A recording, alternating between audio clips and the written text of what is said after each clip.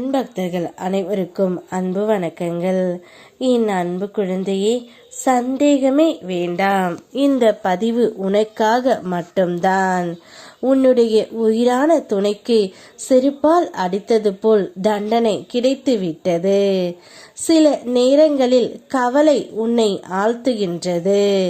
அப்பொழுது எல்லாம் அழுதபடி என் மனம் எப்படி ஏன் இப்படி ஆகிறது என்று நீ கேட்கின்றாய். ஆனால் அந்த நேரத்தில்தான் நான் உனக்கு ஆறுதலாக இருப்பதை நீ மறைக்கின்றாய் தங்கமே. மற்றவர்களுக்காக உன்னுடைய வாழ்க்கையையும் சுய மரியாதையையும் நீ அர்ப்பணித்தாய். இன்று அவர்கள் சந்தோஷமாக இருக்கின்றார்கள். ஆனால் நீ மட்டும் நான் மகிழ்ச்சியாக இருக்கின்றேனா என்று உன்னையே கேட்கின்றாய்.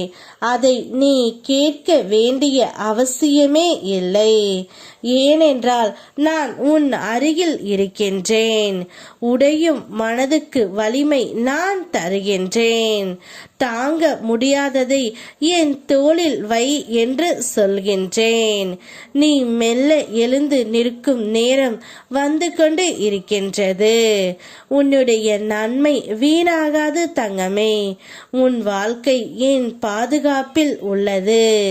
இனி நீ வாழ வேண்டியது பிறருக்காக அல்ல, உனக்காக.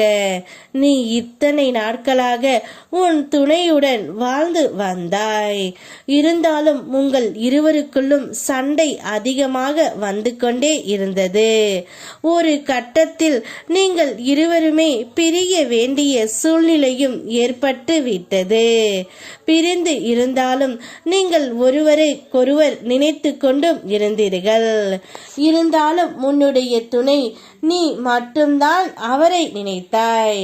ஆனால் அவர் உன்னை நினைக்கவே இல்லை என்பது தான் உண்மை தங்கமே. இப்போது உன்னுடைய துணைக்கு உனக்கு செய்த துரோகத்துக்கு அவர் தண்டனையை அனுபவித்தும் விட்டார். நீ எதையும் தேடி ஓட வேண்டிய காலம் அனைத்தும் முடிந்து விட்டது. இனி உனக்கானது உன்னை தேடி வர தயாராகி கொண்டு இருக்கின்றது. நீ எதிர்பார்த்த அந்த நல்ல காரியம் ஒன்று உன் வாழ்க்கை வாசலில் வந்து நின்று இருக்கின்றது. இந்த நல்ல விஷயம் நடக்கும் போது தான் நான் சந்தோஷப்படுவேன் என்று நீ என்னிடம் சொன்னதை நான் மறக்கவில்லை தங்கமே. அந்த நாள் நீ நினைப்பதற்கும் முன்பாகவே வந்து அடையும். உன் மனதை மகிழ்விக்கும் அந்த நிகழ்வு உன்னுடைய வாழ்க்கையில் நிச்சயம் நடக்கும். ஆகையால் மனதை தயார்படுத்திக் கொள். நான் தரும் மாற்றம் உன் வாழ்க்கையில் வெளிப்பட போகின்றது. என் அருள் என்றும் உன்னோடு.